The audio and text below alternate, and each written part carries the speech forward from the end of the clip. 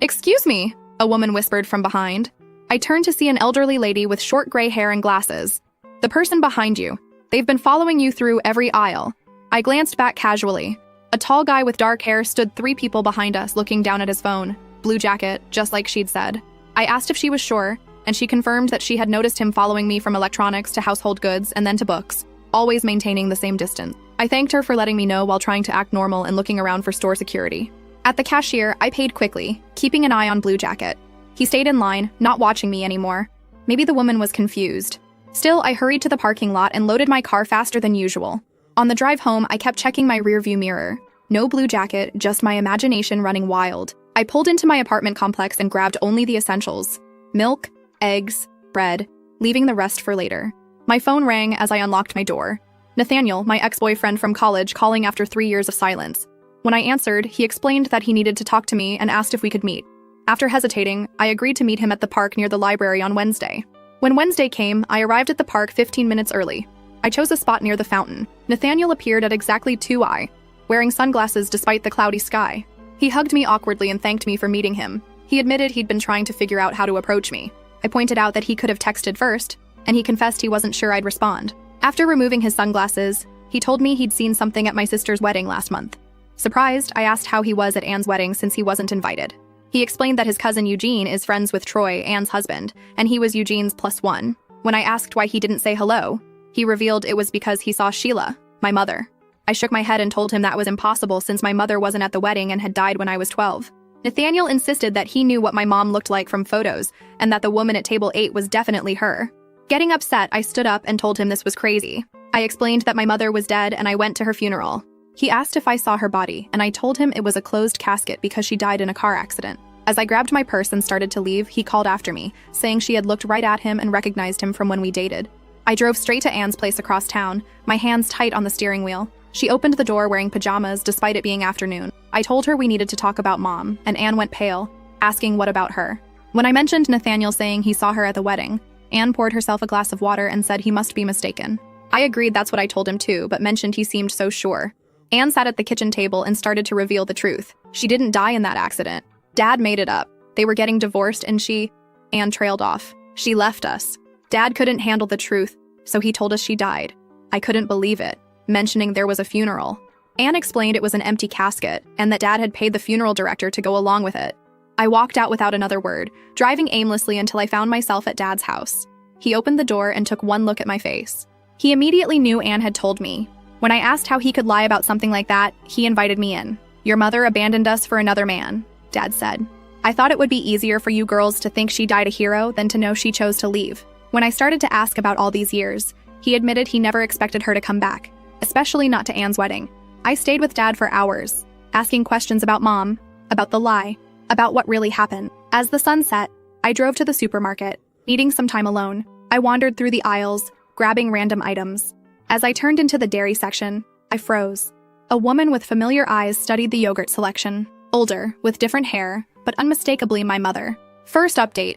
So I posted about finding out my supposedly dead mother is actually alive. And holy hell, the comments blew up. Someone told me to get a lawyer, someone else said to check if I'm even legally my dad's daughter. What? And like 50 people told me to run. She saw me at the exact same moment. Her hand froze on a container of Greek yogurt. For about 10 seconds, we just stared at each other like 2 deer who both heard a gunshot. Then she put the yogurt back, adjusted her purse strap, and started walking toward the exit. I followed her. Not in a creepy stalking way, but I literally jogged to catch up. I called out Mom and she stopped but didn't turn around. When I got closer, I could see her shoulders were shaking. She turned and I got a good look at her face. Same green eyes I see in the mirror every morning. Same slightly crooked nose. But older, obviously, with lines around her mouth I didn't remember from the photos Dad had hidden in the attic. She asked how I was doing, and I actually laughed, like a weird, hysterical laugh that made other shoppers look at us. I told her I was doing great, thanks for asking. Just found out my dead mother has been alive this whole time, so yeah, peachy. She flinched. Then she suggested we go somewhere to talk. I thought about saying no, about walking away and letting her feel what it's like to be abandoned. But I needed answers more than I needed petty revenge. We ended up at a 24-hour diner, the kind of place with sticky menus and a waitress who calls everyone honey. We sat in a booth near the back. She ordered coffee. I ordered a Coke because I was not going to pretend this was some casual catch-up over hot beverages. She started by saying she didn't know I'd be at the wedding and I cut her off. I told her Anne invited her. She nodded and explained Troy's mother had sent the invitation to her current address months ago. and she'd debated for weeks before deciding to go. Current address, like she's been living somewhere all along, somewhere close enough to get mail about my sister's wedding. I asked where, and she said, Harrisburg. Harrisburg, an hour and a half away.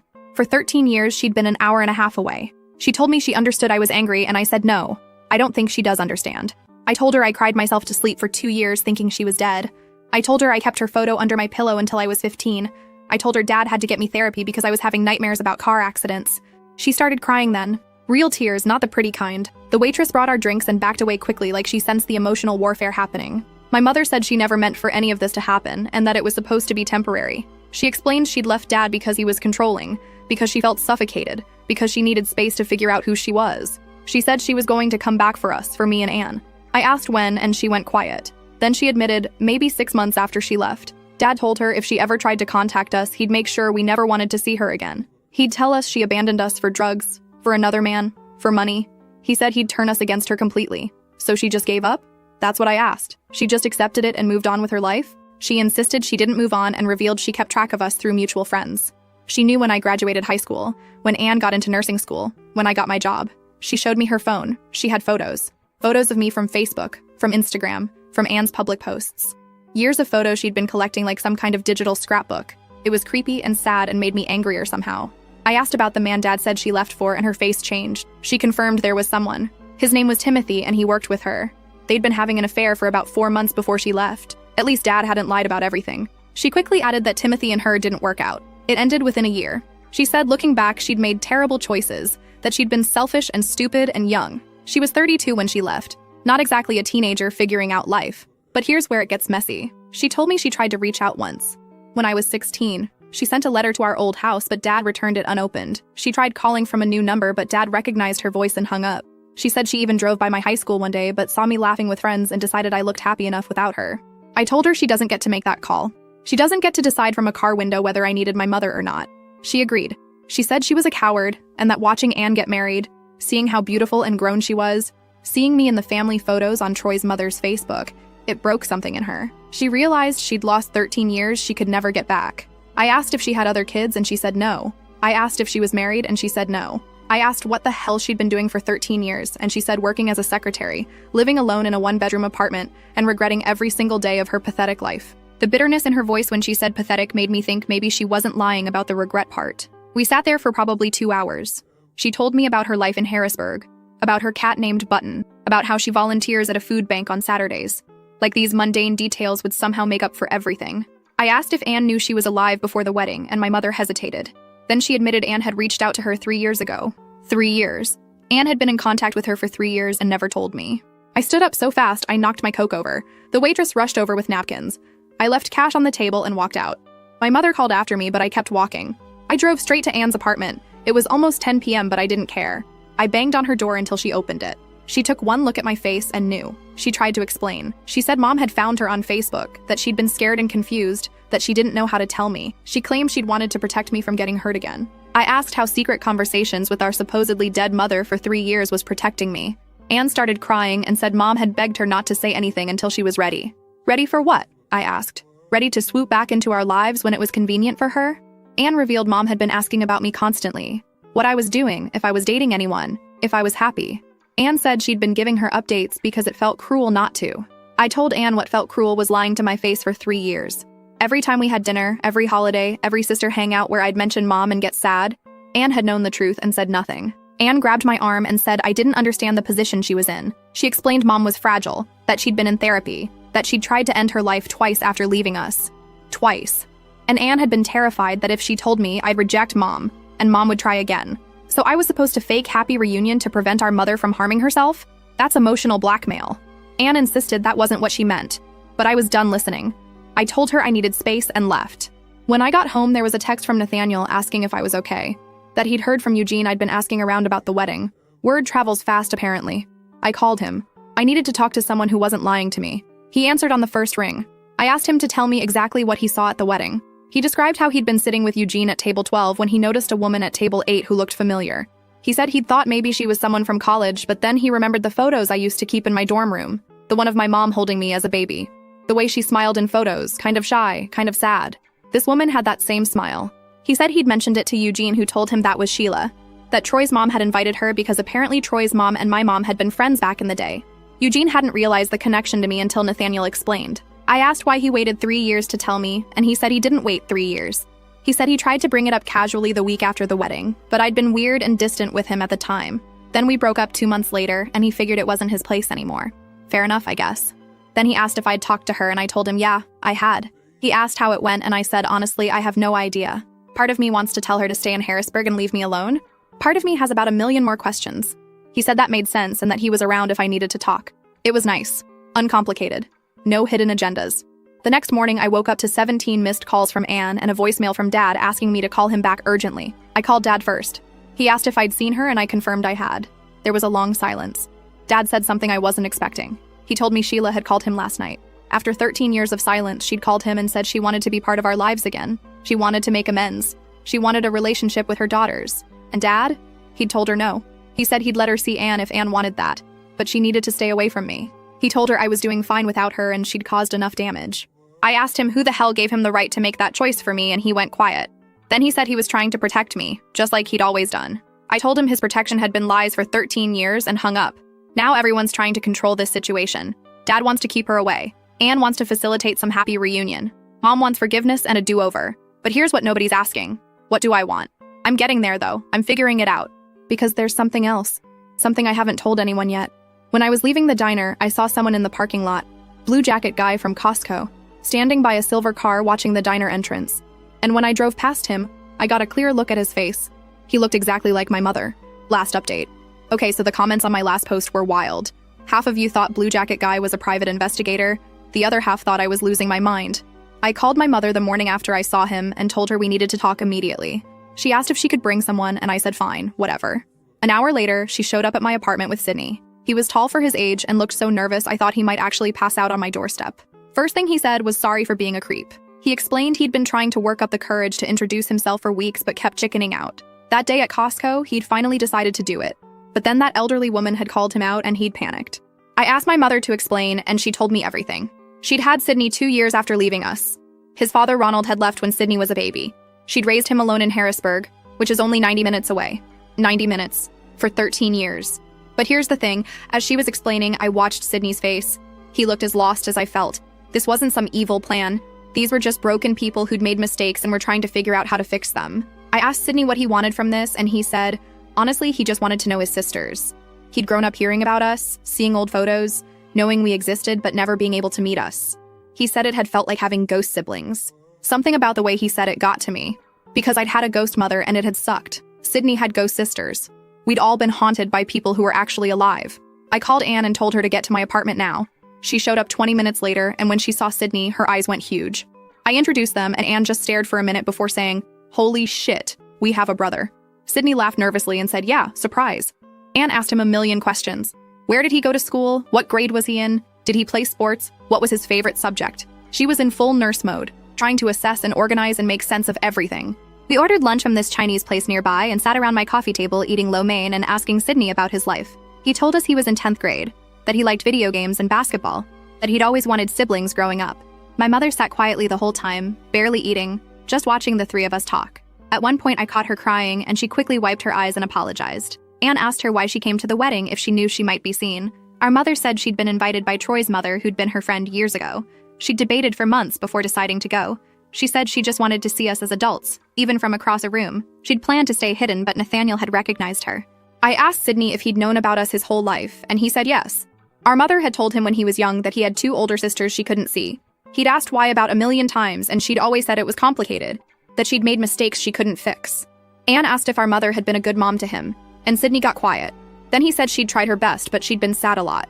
He said there were days she could barely get out of bed, that she'd worked constantly to provide for him, but emotionally, she'd been somewhere else. Our mother started crying harder then. She said she was sorry, that Sydney deserved better, that we all deserved better. She said she'd spent 13 years living with what she'd done and it had destroyed her from the inside. Anne got up and hugged her. Just like that. No hesitation. She said we can't change the past, but maybe we can figure out the future. I wasn't quite there yet, but watching Anne hug our mother while Sydney sat there looking like he might cry too, I felt something shift. These were my people. Broken and messy, but mine. Over the next few weeks, Sydney became a regular part of our lives. Our mother would drive him down from Harrisburg on weekends and we'd hang out. We went to a Phillies game. We tried this new escape room place in King of Prussia. We just did normal sibling stuff and it felt weirdly right. Our mother joined us sometimes. At first it was awkward. None of us knew how to act around her. But slowly we started learning who she actually was, not just who we'd imagined or remembered. She told us about her job as a secretary in Harrisburg, about her apartment with her cat button, about how she volunteered at a food bank on Saturdays because helping people made her feel slightly less guilty about her own life. Anne asked her about leaving Dad, and our mother finally told us the full story. She said Dad had been controlling in ways that made her feel suffocated. He'd wanted to know where she was every minute, who she talked to, what she spent money on. She'd felt like she couldn't breathe. That didn't make leaving okay, but it made it make more sense. She said she'd met Timothy at work, and he'd made her feel seen and valued in ways she hadn't felt in years. She'd had an affair, and when Dad found out, the marriage exploded. She'd left planning to get space and figure things out. But Dad had told her if she wanted out, she was out completely. She couldn't have it both ways. She'd panicked and run. By the time she'd calmed down enough to think clearly, Dad had already told us she was dead. When she'd tried to contact him to see us, he'd threatened to make us hate her if she ever came near us again. I asked her why she believed him, and she said because he'd been so angry and she'd been so ashamed. She said she'd convinced herself we were better off without her. Sydney said he'd found letters she'd written to us over the years. Birthday cards, Christmas cards, letters about her life. She'd written them but never sent them, just kept them in a box in her closet. Our mother brought the box to Anne's place one Saturday.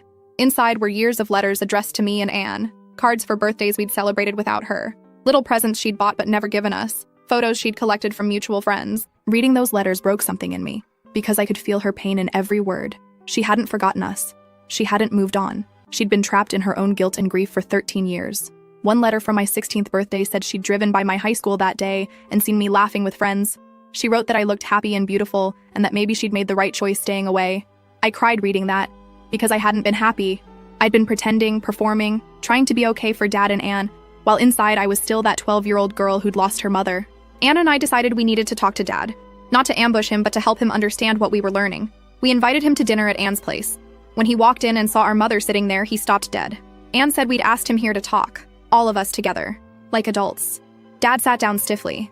I told him we'd been spending time with Mom and Sydney and that we were starting to understand her side of what happened. I said we weren't excusing her leaving, but we were trying to understand it. Dad said there was nothing to understand. She abandoned her family. Our mother said she'd left a toxic marriage and then been threatened into staying away.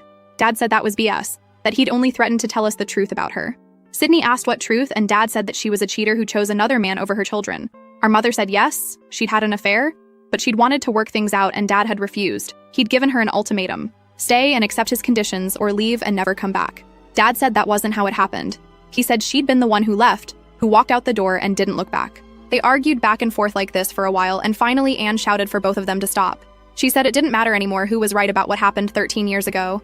What mattered was what we did now. I told Dad that I loved him and appreciated everything he'd done raising us alone, but I also said he'd lied to us about Mom being dead, and that had hurt me in ways I was still dealing with. I said I needed him to accept that Mom was going to be part of our lives now. Dad looked at me for a long time. Then he asked if that's really what I wanted. I said yes. Anne said yes too. He asked about Sydney, and I said Sydney was our brother and we wanted a relationship with him. Dad nodded slowly and said okay, he'd try to accept it. Our mother said she wasn't asking Dad to forgive her or even to speak to her.